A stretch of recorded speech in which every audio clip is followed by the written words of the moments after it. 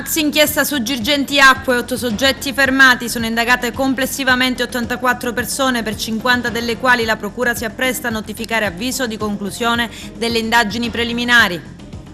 Il PM del caso Pipitone indagata per false dichiarazioni.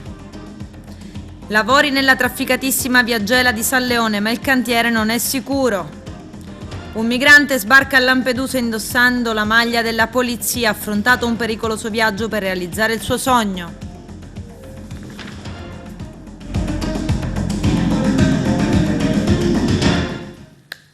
Bentrovati gentili telespettatori al nostro appuntamento con l'informazione. In apertura parliamo del blitz a Girgenti Acque, la maxi inchiesta denominata Waterloo, in manette i capi della società 92 indagati. Il servizio del nostro direttore Arturo Cantella. Conferenza stampa stamani presso la Procura della Repubblica di Agrigento, presso il Tribunale, per illustrare i dettagli dell'operazione chiamata Waterloo, disarticolata un'associazione a delinquere in seno alla governance di Girgenti Acque SpA, gestore del servizio idrico integrato in provincia di Agrigento, eseguiti 8 fermi.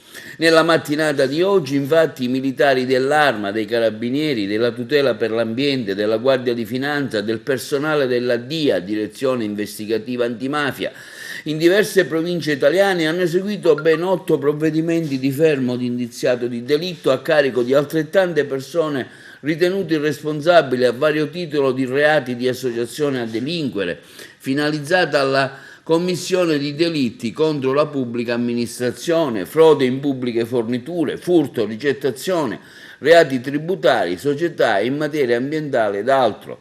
Le indagini della Procura della Repubblica di Agrigento, coordinate dal procuratore aggiunto Salvatore Vella e dai sostituti procuratori Paola Vetro, Sara Varazzi e Antonella Pandolfi, sotto la direzione del procuratore della Repubblica Luigi Patronaggio, hanno permesso di accertare l'esistenza di un'associazione a delinquere che operava in seno alla governance della società Girgenti Acque SpA, che gestiva il servizio idrico integrato per la provincia di Agrigento. Al vertice del sodalizio criminale, l'imprenditore agrigentino Marco Campione, già presidente del consiglio di amministrazione di Girgenti Acque e amministratore di fatto delle società del cosiddetto gruppo Campione. Le indagini sono state condotte dalla polizia giudiziaria, hanno coniugato classiche procedure investigative di intercettazioni telefoniche ambientali, di servizi di osservazione, controllo e pedinamento ad un'attenta attività di verifica di bilanci societari e di flussi finanziari. Oltre a Marco Campione, tra i fermati Gian Domenico Ponzo, Calogero Patti, Calogero Sala, Pietro Arnone, Piero Angelo Cutaia, Francesco Barrovecchio e Igino Della Volpe. Dottor Revella, allora le conclusioni di questa indagine su Girgenti Acque, che dura ormai da tantissimi anni, oggi 8 fermi. Oggi 8 fermi non sono le conclusioni, è un primo punto che stiamo mettendo, aspettiamo la decisione del GIP che dovrà valutare le nostre richieste, ma non ci fermiamo qui. Dalle indagini quello che possiamo raccontare adesso è emerso un'associazione a delinquere di colletti bianchi che ha inquinato non soltanto l'ambiente della provincia di Agrigento, acque e suolo, ma che ha inquinato anche la vita politica, imprenditoriale, economica e sociale di questa provincia, gestendo decine di milioni di euro di capitali illeciti per cercare coperture, tutele illecite, per scambi clientelari, per favoritismi, inquinando tutto questo settore della provincia di Agrigento. Insomma, il numero 1 era Marco Campione, che gestiva insieme al CDA 2 aziende, Girgenti Acque, che travasava i soldi pubblici su Hydrotechnic, no? Il capo indiscusso di questa associazione, è inutile nasconderlo, è Campione Marco, che si avvaleva di uomini di fiducia anche con grandi competenze professionali, che erano, diciamo, alle sue dipendenze sia nello svolgimento dell'attività lecita che illecita.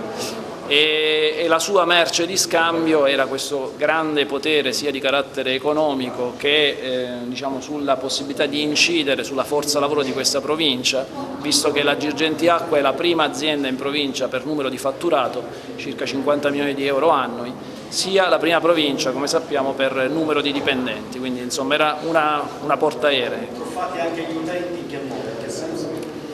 Qui i primi danneggiati sono i cittadini della provincia di Agrigento e io spero che avremo in questa indagine al nostro fianco i comuni che dovrebbero rappresentare e tutelare i loro cittadini.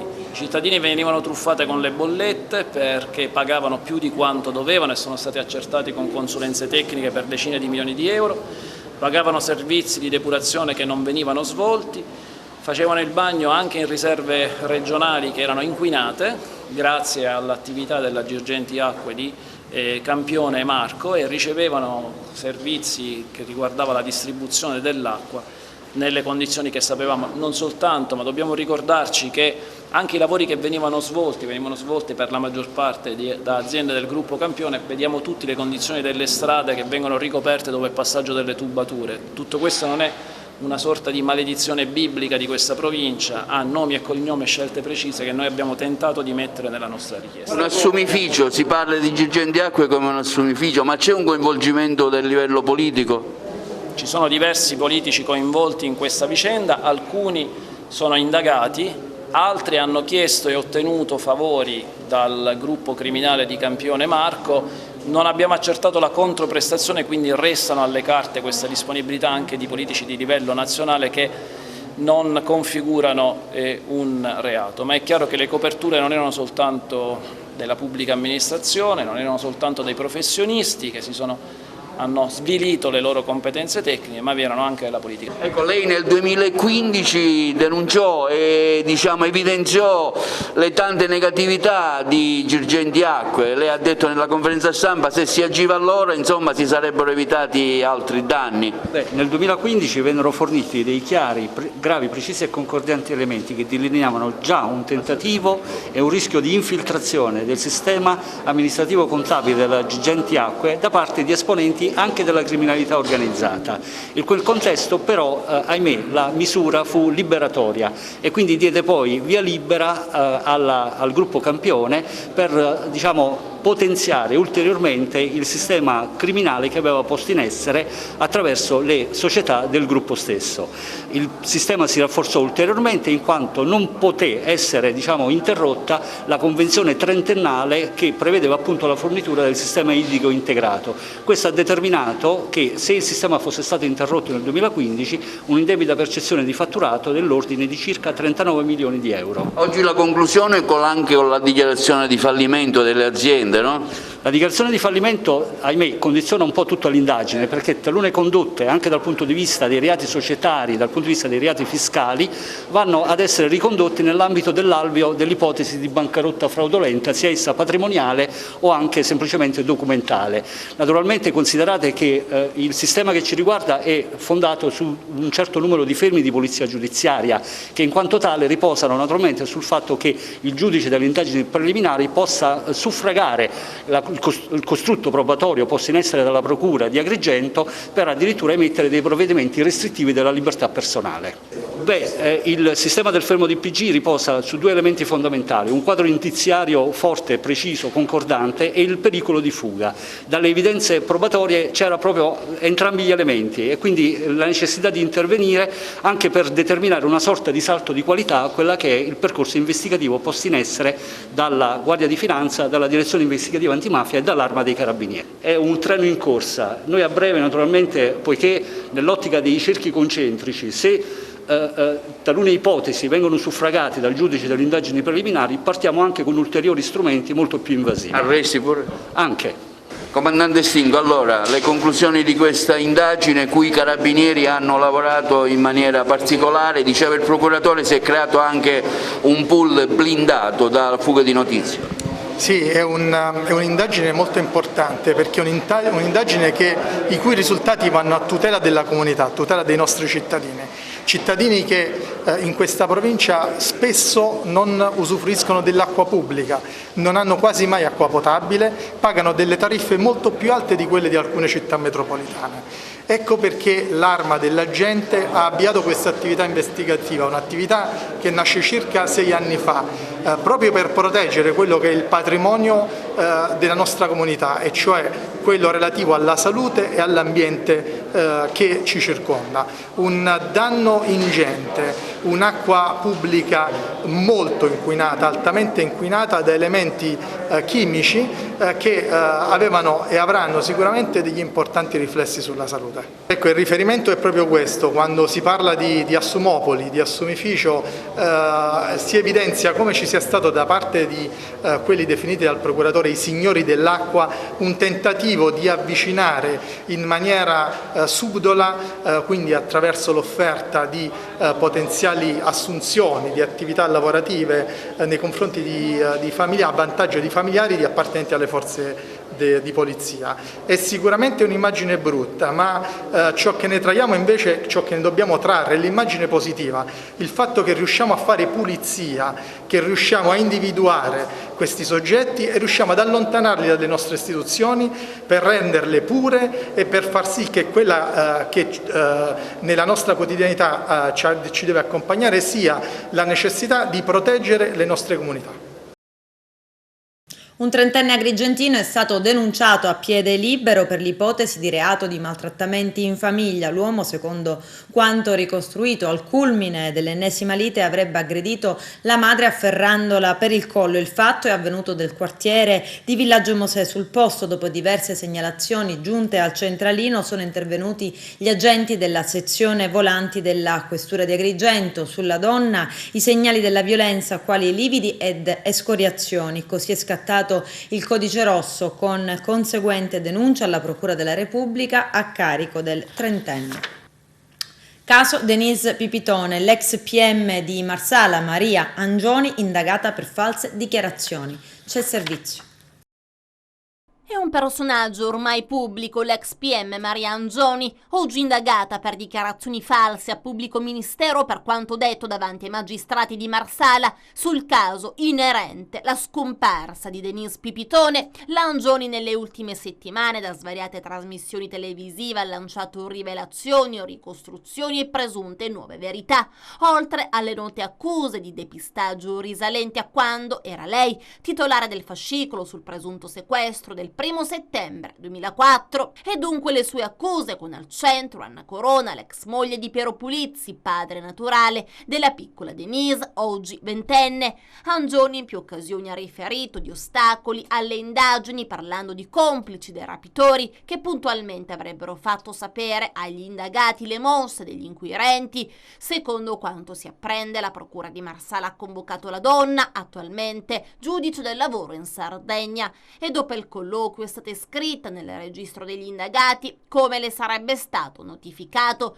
Non sono sorpresa ma seccata, ha spiegato all'ADN Cronos martedì 22 giugno, quando ho parlato, ho dato fastidio a qualcuno, ma lo aspettavo perfettamente, quando la gente si chiedeva perché io non avessi parlato nei 17 anni prima, perché è chiaro che una volta che ho parlato qualcuno si è infastidito che ci sarebbe stata una reazione, ha rivendicato l'ex PM, rilanciando accuse e sospetti. Non so se questo ha portato all'avviso di garanzia, ma so che dopo aver reso sommarie informazioni lo scorso 3 maggio mi aspettavo di essere indagata. L'Angioni ha presentato un esposto contro il PM, il primo esposto, e oggi cosa è successo invece a Marsala? Io ho reso dichiarazioni tecniche, solo oggi mi hanno dato copia degli atti, la procura mi ha dato copia parziale degli atti, ha concluso ancora l'Angioni.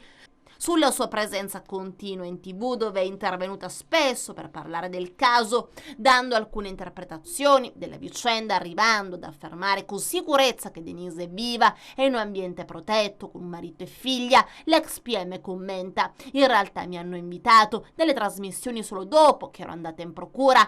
Quello che voglio dire è che le persone responsabili di questo sequestro hanno un convincimento interiore, non solo che era giusto farlo, ma anche che non hanno fatto niente di male, perché la ragazza sta bene, sta molto bene. Di vero intanto c'è che le circostanze riferite dall'ex PM è diventato oggetto di indagini dei colleghi marsalesi non hanno mai trovato riscontro. Da qui la incriminazione per false dichiarazioni. Nel corso del lungo interrogatorio la donna non sarebbe però mai tornata sui suoi passi. Doveva essere un'attività segreta, ha raccontato il magistrato, ma il maresciallo che lavorava con me ha dovuto desistere. Era pedinato da altri inquirenti, tutti fatti precisati e precisi, sui quali però nessun elemento è stato trovato dalla procura di Marsala. Nei giorni scorsi poi l'ultima rivelazione shock: Denise Pipitone viva e benestante si trova nell'Unione Europea, così sempre l'ex PM in TV.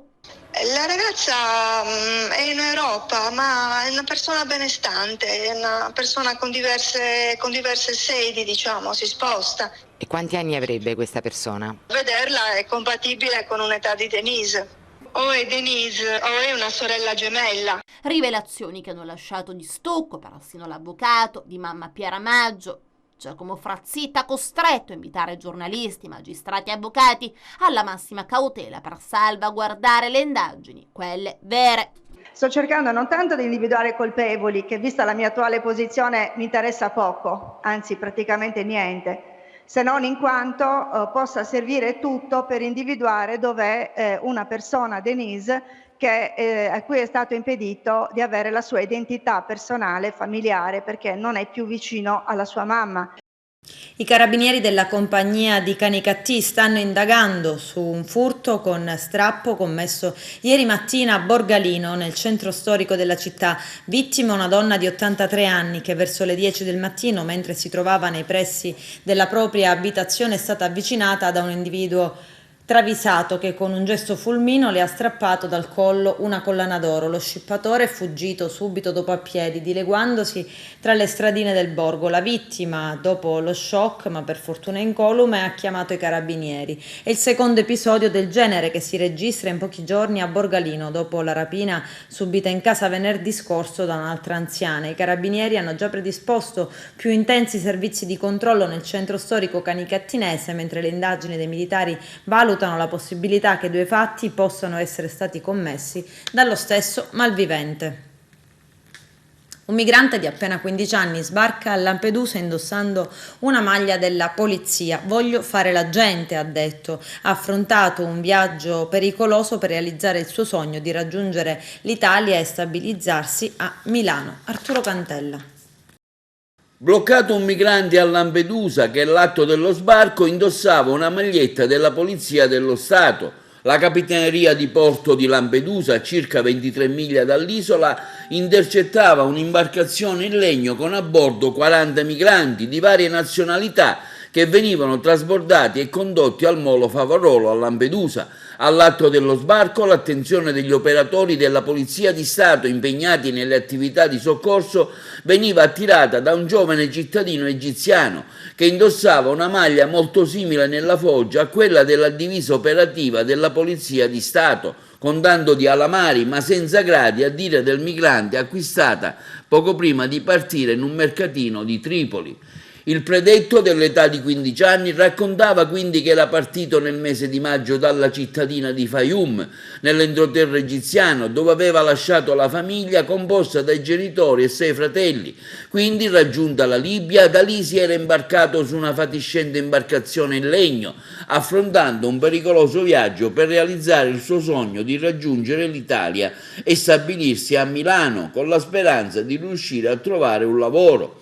E proprio uno dei lavori che sogna fortemente è quello di fare il poliziotto. Per questo aveva deciso di spendere i pochi spiccioli che aveva con sé per comprarsi una maglietta esposta sulla bancarella del mercatino e sentirsi così almeno nell'aspetto un poliziotto italiano.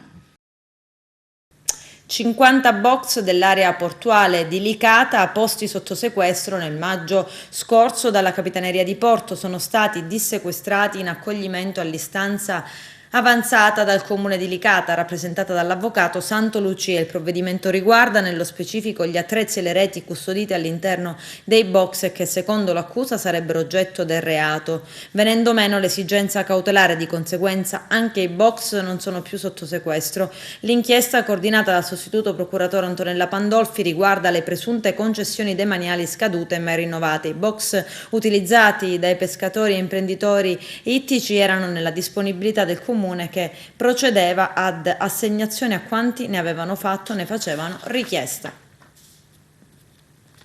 La trafficata via Gela a San Leone non è sicura, ce lo spiega Eugenio Cairone. Un cantiere stradale deve garantire da un lato la sicurezza dei lavoratori e dall'altro la sicurezza degli utenti della strada e di tutti coloro che transitano nell'area interessata dai lavori. Niente di tutto questo però in via Gela a San Leone, dove, come mostrano le immagini, da alcuni giorni la strada è stata transennata con la circolazione a rischio in piena curva. Sul posto lasciati dei semplici cartelli di lavoro in corso, ma niente che possa evitare qualche incidente. Nel nostro caso la presenza di un semaforo potrebbe agevolare gli automobilisti, che eviterebbero di trovarsi in una pericolosa strettoia.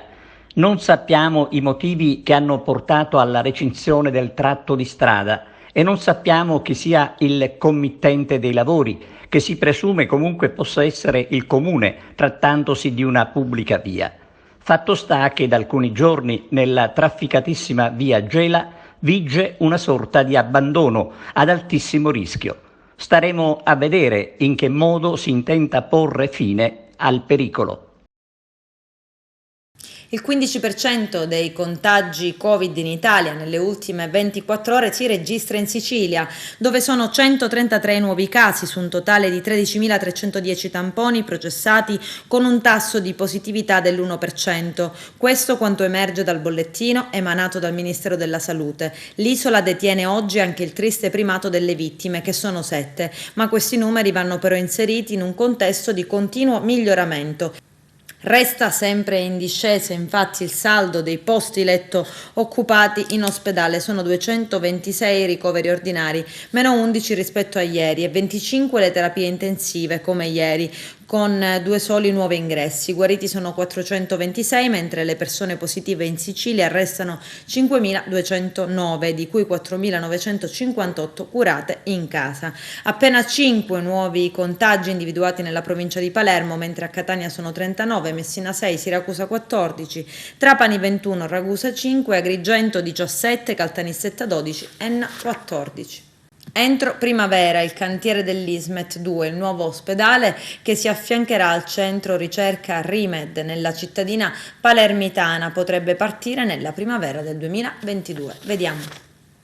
È una bella e felice intuizione fra una complessa realtà universitaria come UPMC di Pittsburgh negli Stati Uniti e dall'altra parte il governo della più meridionale fra le regioni europee.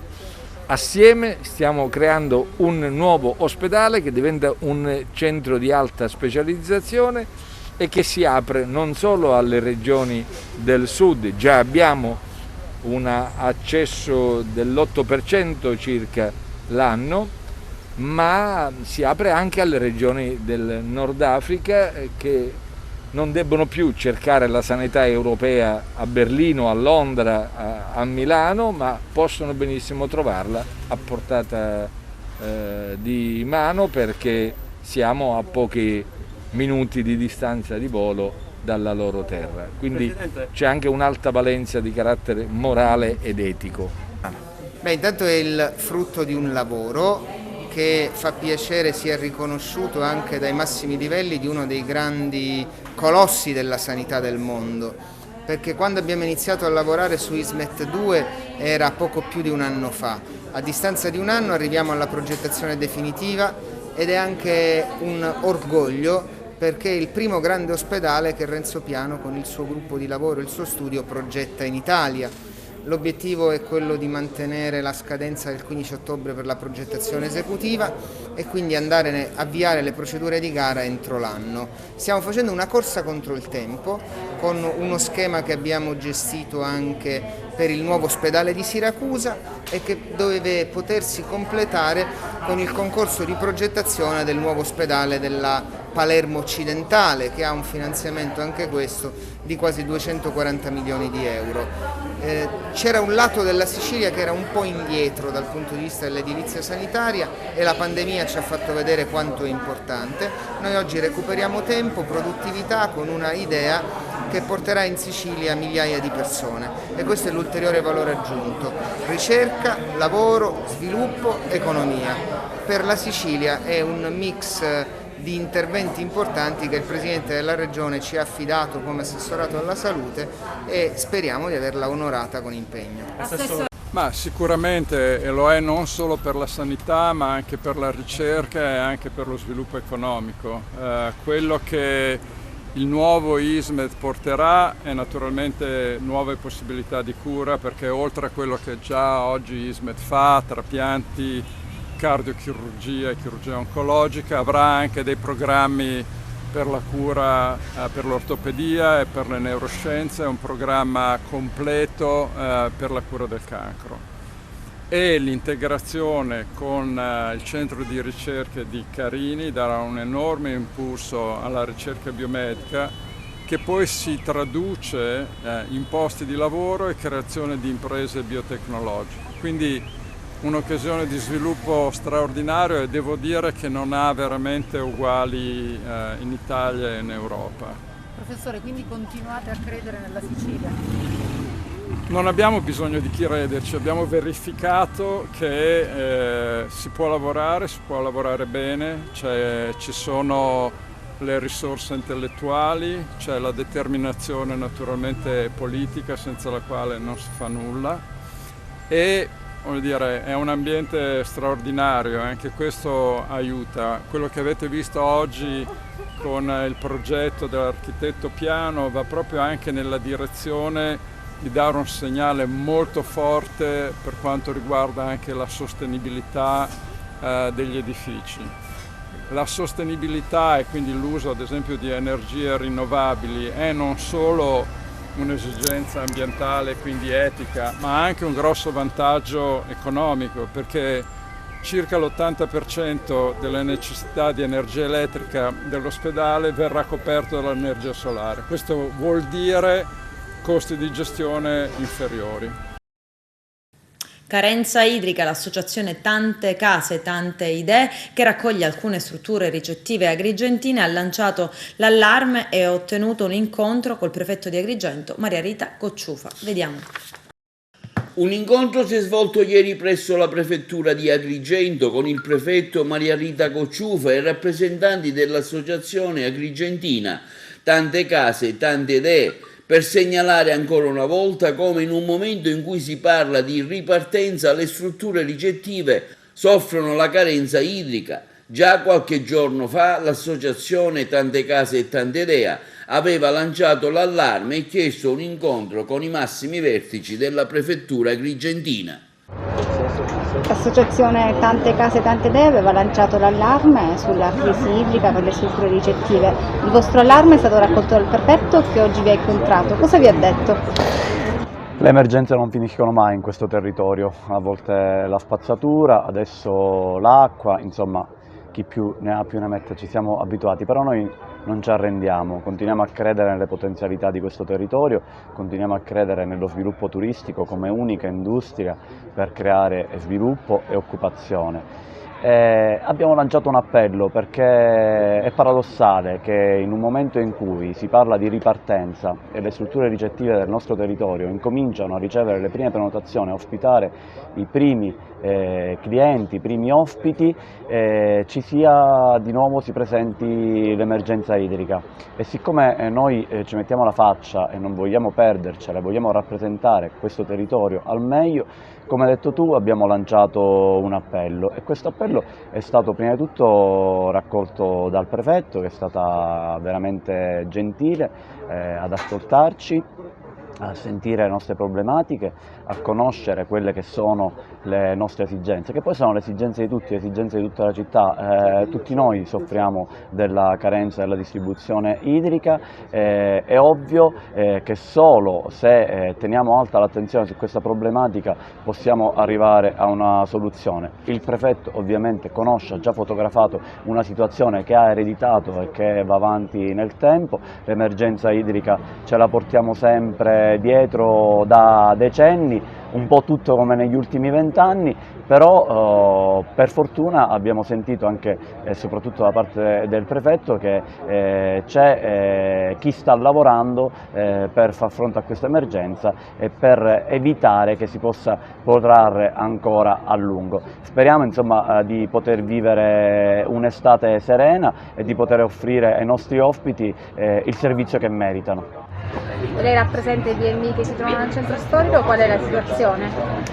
La situazione è quella di forte preoccupazione, perché dopo un anno di pandemia stiamo facendo i conti con una carenza d'acqua che c'è sempre stata, però in qualche modo ci facciamo più attenzione adesso perché finalmente riceviamo tante prenotazioni, ogni giorno aumentano sempre di più, ma percepiamo che in città rimane sempre il problema dell'acqua e quindi siamo molto preoccupati e stiamo monitorando giornalmente le nostre riserve per capire se possiamo fronteggiare, se possiamo accogliere davvero i turisti che ci stanno chiedendo di arrivare, e non è del tutto scontato che questo possa avvenire, pertanto desideriamo e siamo convintissimi di attenzionare il problema ogni giorno. Abbiamo pochissimi turni in centro storico, soltanto 2 giorni, nel mio caso specifico, e non riusciamo ad arrivare a superare il fine settimana, ecco. Quindi siamo veramente molto preoccupati. Anche su Rione la situazione idrica è abbastanza preoccupante, cosa avete registrato? Abbiamo registrato un notevole peggioramento di una situazione già precaria, perché siamo passati da 2 turni soltanto a settimana addirittura a un turno, che ovviamente è insufficiente. Anche perché non tutti hanno delle riserve idriche così capienti da garantire una gestione di questo genere. Noi siamo una struttura nel centro di San Leone, che è comunque la zona balneare, ma all'interno dell'associazione Tante Case Tante Idee vogliamo rappresentare un po' tutte le strutture ricettive agrigentine, che in vista proprio della riapertura e finalmente delle prenotazioni che sono tornate, anche numerose per la verità, ci troveremo a affrontare la stagione senza i mezzi per poterla affrontare, cioè i mezzi basilari, ossia l'acqua per i nostri clienti, ma direi anche per i cittadini. Adesso c'è la pubblicità, a tra poco vi aspetto. Sicilia bianca, meno restrizioni e voglia di ripartire. Vediamo. In provincia di Messina parliamo sicuramente di centinaia di milioni l'anno e quindi è una cosa molto importante, perché riuscire ad avere la possibilità di lavorare più ore sicuramente ci sarà un aiuto all'economia e quindi chiaramente c'è una ricaduta positiva pure sui posti di lavoro. Ovviamente ci rendiamo conto che ripartire vuol dire infondere fiducia, infondere senso di professionalità, e su questo richiamiamo appunto sul mantenimento di queste ulteriori regole, richiamiamo veramente l'attenzione di tutti, anche degli utenti, per non trovarci poi a sentirci dire come sempre: guardate, c'è un problema, chiudiamo i ristoranti. Quindi bisogna fare quadrato adesso per ripartire insieme e con forza. La città di Messina ce la può fare, c'è un clima positivo e ci sono professionisti che ci credono ancora. Ovviamente bisogna trovare tutti i sistemi per trasformare soprattutto i pubblici esercizi in cabine di regia della cultura, della innovazione e della esperienzialità, che a Messina non mancano. Ma soprattutto bisogna far tornare a far credere agli utenti che bisogna investire, spendere denaro a Messina. In generale la ripresa è lenta e faticosa, ovviamente c'è qualche vantaggio nelle zone, diciamo, zone tradizionali dove si fanno le vacanze, quindi che ne so, il territorio di Taormina sicuramente ha ripreso, potremmo dire abbastanza, ma in generale ovviamente la ripresa è lenta e faticosa, ancora i turisti non sono arrivati e questo ci dovrebbe consentire di organizzarci per tempo. molto valida l'idea di far diventare Messina città della musica, perché sicuramente la musica può aiutare lo spirito e può aiutare veramente a ritrovare un nuovo senso di fiducia, che poi è quello su cui si basa l'aumento della spesa interna. Dal 15 luglio prossimo in Sicilia anche le farmacie cominceranno a fare vaccini. Ad annunciare la firma della convenzione con Federfarma Sicilia e Assofarma, avvenuta qualche giorno fa, è stato il presidente della regione siciliana Nello Musumeci, intervenuto a Tagatà sulla 7. Le somministrazioni avverranno in un'area dedicata, distinta da tutti gli ambienti fruibili al pubblico, con sufficiente ricambio d'aria e con superficie facilmente sanificabile. Le farmacie che non posseggono questi requisiti potranno effettuare le vaccinazioni negli orari o nei giorni di chiusura. Verranno inoculati tutti i vaccini anti-Covid disponibili. Le dosi a disposizione della farmacia dovranno essere conservate in frigoriferi destinati esclusivamente alla conservazione di prodotti farmaceutici con monitoraggio costante delle temperature. Le farmacie saranno pagate 12 euro per ogni vaccino fatto, di cui 6 euro per l'atto in sé e 6 euro per le attività connessa a quella vaccinale. Sarà l'ASP a provvedere al pagamento degli oneri previsti in favore di ciascuna farmacia convenzionata a seguito di emissione da parte della stessa di regolare fattura. Ed intanto è conto alla rovescia per quando non sarà più obbligatorio indossare le mascherine all'aperto. La data è quella del 28 giugno prossimo. A stabilirlo un'ordinanza a firma del ministro della Salute Roberto Speranza. La decisione del Comitato Tecnico Scientifico è salutata da un'euforia bipartisan della politica, non senza le immancabili polemiche sulla paternità, ma anche del mondo produttivo e della società. Ma attenzione, perché è un addio posto alle imitazioni, un refrain che da un anno e mezzo a questa parte ci suona familiare. Era dell'8 ottobre scorso, quando l'obbligo fu reintrodotto dal governo Conte bis, un provvedimento reso necessario dalla risalire dei contagi da Covid-19 dopo la pausa estiva. Era l'inizio della seconda ondata di pandemia, 8 mesi e mezzo durante i quali chi veniva sorpreso per strada senza mascherina incorreva pesanti sanzioni. La mascherina andrà dunque portata sempre con sé quando si esce di casa, perché nel corso di una passeggiatina si può entrare in luoghi chiusi dove permarrà l'obbligo di indossarla. Non averla può essere un guaio. Nei negozi si dovrà continuare a indossare la mascherina, ma lo stesso verrà per gli uffici pubblici, per gli ospedali e gli ambulatori, all'interno di bar e ristoranti quando non si è seduti al tavolo per la consumazione o durante gli spostamenti all'interno dei locali. E se si va alla toilette, sì, si indossa la mascherina. Se si va a pagare, medesima cosa. La stessa regola vale sui mezzi di trasporto, autobus, tram, metropolitane, taxi, auto a noleggio. È necessario indossarla. Alla fermata dell'autobus, mascherina abbassata se si mantiene la giusta distanza con le altre persone in attesa. Se si sale sul mezzo, ci si mette la mascherina. Più in generale il divieto andrà rispettato in tutti i luoghi in cui si chiederà di indossarla. Anche rimanendo all'aria aperta, in alcune circostanze occorre indossare il dispositivo di protezione individuale, ad esempio come prescrive il Comitato Tecnico Scientifico nei contesti in cui si creino le condizioni per un assembramento. Gli stessi tecnici forniscono degli esempi: mercati all'aperto, fiere, sagre, ma il discorso vale anche per le code strada, con lo stesso criterio adottato per le fermate dei mezzi pubblici di trasporto. Secondo il Comitato Tecnico Scientifico, comunque, l'uso della mascherina deve essere sempre raccomandato fortemente nei soggetti fragili. In questi casi le conseguenze della trasmissione del virus, in particolare per chi non si fosse ancora vaccinato, potrebbero essere pesantissime anche in quest'estate di caldo già afoso e dove il contagio sembra essere in netto calo. Saranno consegnati domani, giovedì 24 giugno 2021, i premi della sezione giovani della 22esima edizione del Premio di Arte e Cultura Siciliana Ignazio Buttitta, promosso dal Centro Artistico Culturale Renato Guttuso di Favara, presieduto da Lina Urso Gucciardino.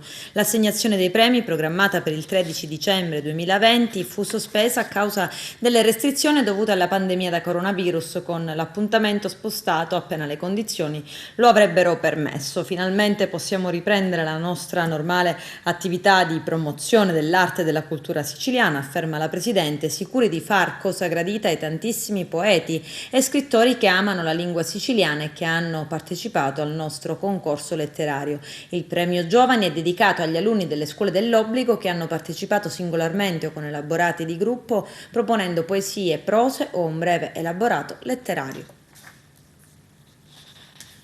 La Regione siciliana ha vietato l'accesso e la balneazione per pericolo caduta massi in una parte della spiaggia dei Conigli a Lampedusa, nella quale può essere presente solo un numero limitato di persone. A renderlo noto sono i responsabili della riserva naturale Isola dei Conigli. Invitiamo i turisti e i bagnanti a non accedere quando verrà esposto l'avviso di spiaggia piena per evitare assembramenti e di occupare aree vietate, spiegano.